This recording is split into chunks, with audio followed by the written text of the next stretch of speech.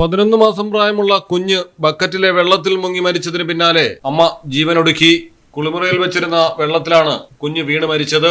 ബംഗളൂരുവിലാണ് സംഭവം. സോഫ്റ്റ്വെയർ എഞ്ചിനീയറായ 29-കാരി പ്രതിഭയും മകൻ അഗസ്ത്യയുമാണ് മരിച്ചത്. ഉണങ്ങിയ വസ്ത്രങ്ങൾ എടുക്കാൻ പ്രതിഭ ടെറസിലേക്ക് പോയ സമയത്താണ് കുഞ്ഞ് കുളിമുറിയിലെത്തി വെള്ളം നിറച്ച ബക്കറ്റിൽ വീണത്.